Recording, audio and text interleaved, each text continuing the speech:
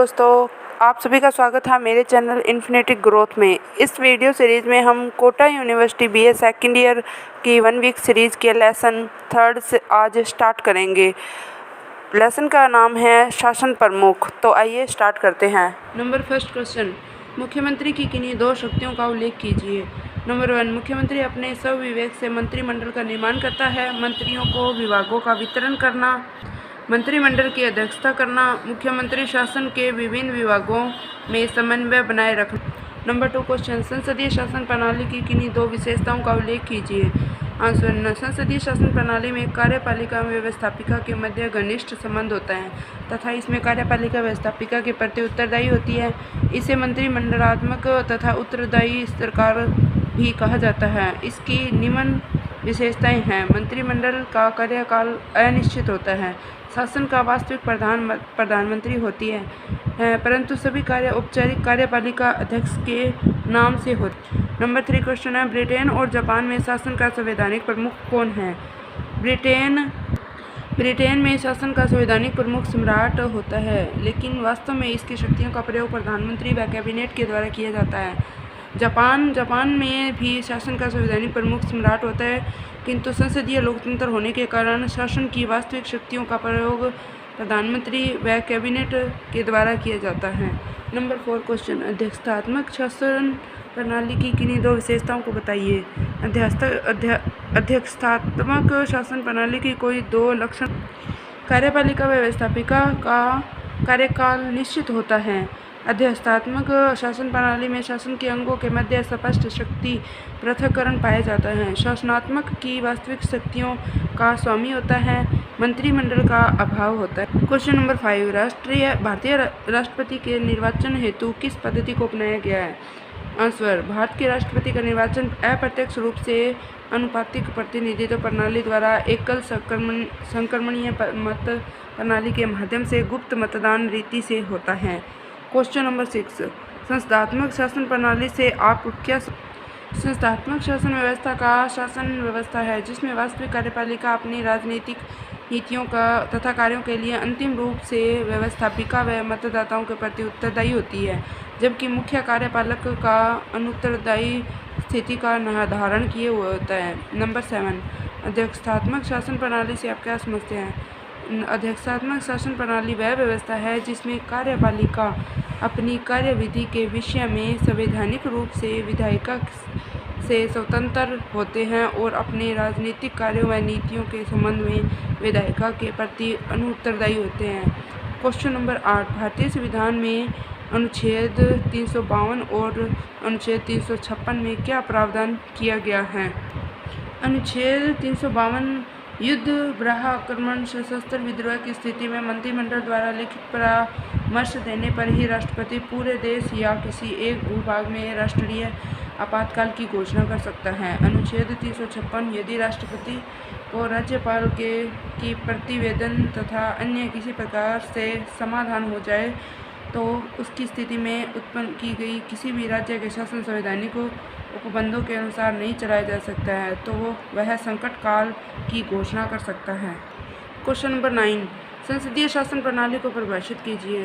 Answer, संसदीय कार्यपालिका का सार यह है कि अंतिम विश्लेषण में मंत्रिमंडल संसद की एक समिति है जिसमें लोकतंत्र की प्रगति के साथ साथ लोकसभा की समिति बन जाने की प्रवृत्ति निहित है।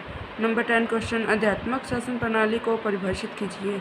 अध्यात्मक शासन सरकार वह है जिसमें व्यवस्थापिका और कार्यपालिका की शक्तियाँ एक दूसरे से स्वतंत्र होती है। अध्यक्षतात्मक शासन प्रणाली वह है जिसमें कार्यपालिका का अध्यक्ष या प्रधान अपने कार्यकाल में अपनी नीतियों और कार्यों के बारे में विधानमंडल से पूर्ण रूप से स्वतंत्र होता है।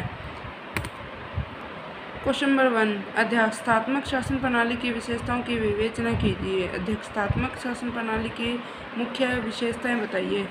अध्यक्षतात्मक शासन प्रणाली में कार्यपालिका अध्यक्ष नाम मात्र का प्रधान न होकर वास्तविक कार्यपालिका प्रधान होता है। उसकी शक्तियां व्यवस्थापिका के विश्वास पर निर्भर नहीं करती तथा मंत्रीगण उसके प्रति ही उत्तरदायी होते हैं। अध्यक्षतात्मक शासन प्रणाली के वह शासन प्रणाली है जिसमें कार्यपालिका विधायिका से पूर्ण रूप से पृथक व स्वतंत्र होती है।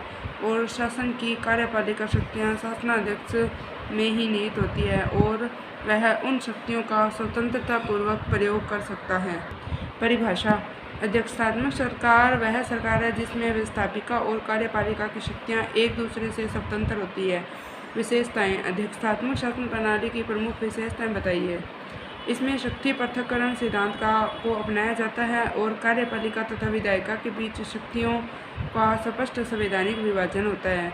इसमें राष्ट्राध्यक्ष ही राज्य व सरकार दोनों का वास्तविक प्रधान होता है। संसदीय सरकार की भांति उसकी स्थिति नाम मात्र की होती है। इसमें मंत्रिमंडल और शासक को विधायिका के नियंत्रण से मुक्ति प्राप्त रहती है।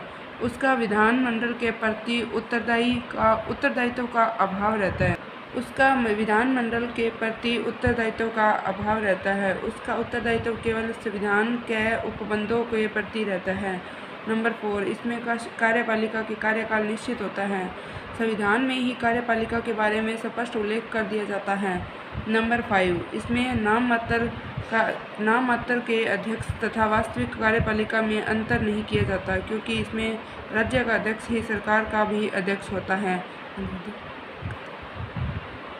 इसमें मंत्रिमंडल का अभाव पाया जाता है। राष्ट्रपति सरकार चलाने के लिए अपने स्वाभिभक्त सहयोगियों की नियुक्ति कर देता है, इसलिए यह मंत्रिमंडल जैसी संस्था से मुक्त है।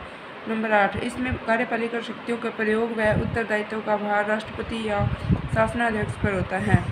इसमें न्यायपालिका को न्यायिक पुनरावलोकन की शक्ति प्राप्त होती है, जिससे कार्यपालिका तथा विधायिका का गतिरोध समाप्त किया जा सके। इसमें कार्यपालिका जनता के प्रति प्रत्यक्ष रूप से उत्तरदायी होती है।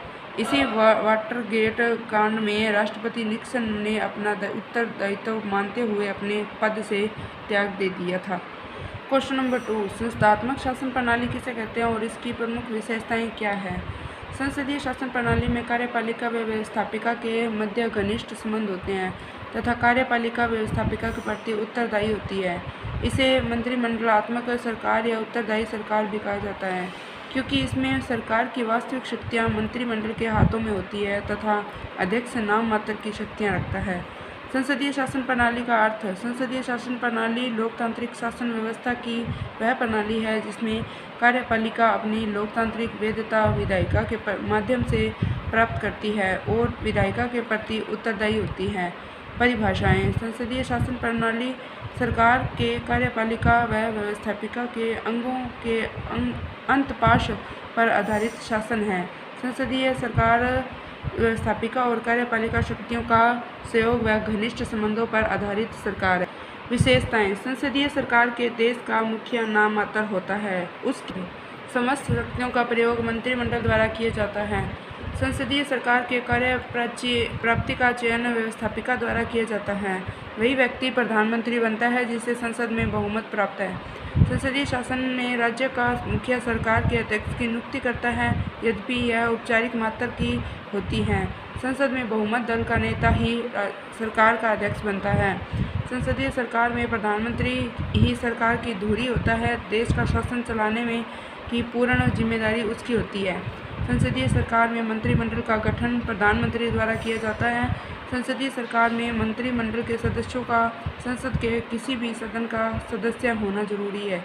यदि कोई व्यक्ति बिना सदन के सदस्य के रूप में मंत्री बनता है तो उसे 6 माह के अंदर चुनाव लड़कर या मनोनीत द्वारा किसी भी सदन का सदस्य बनना पड़ता है।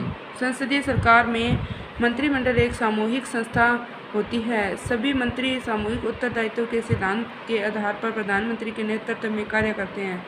संसदीय सरकार का कार्यकाल अनिश्चित होता है। इसमें सरकार उसी समय तक अस्तित्व में रह सकती है जब तक उसे संसद में बहुमत या विश्वास मत प्राप्त हो। संसदीय सरकार में प्रधानमंत्री संसद को संवैधानिक मुखिया के साथ विचार विमर्श करके विश्वास मत रहते हुए भी भंग करवाने का अधिकार रखता है। संसदीय सरकार में मंत्रिमंडल की कार्यवाही गोपनीय होती है। संसदीय सरकार चुनावों में बहुत महत्व देती है। इसमें विधानमंडल का चुनाव निर्वाचन मंडल द्वारा किया जाता है। संसदीय शासन में प्रत्येक विभाग का अध्यक्ष एक मंत्री होता है। वही विभागीय नीतियों की सफलता या असफलता के लिए उत्तरदायी होता है। संसदीय सरकार में संसद सर्वोच्च होती है, वही शक्ति का वास्तविक केंद्र होती है। संसदीय सरकार में विपक्षी दल को सम्मानजनक स्थान प्राप्त होता है। संसदीय सरकार में मंत्रिमंडल में सजातीय का गुण पाया जाता है। इसमें सभी मंत्री एक ही दल के होते हैं, लेकिन भारत अपवाद है, क्योंकि भारत में वर्तमान सरकार में कई राजनीतिक दलों के सदस्य मंत्री पर हैं। थर्ड क्वेश्चन नेक्स्ट वीडियो में पढ़ेंगे। Thank you.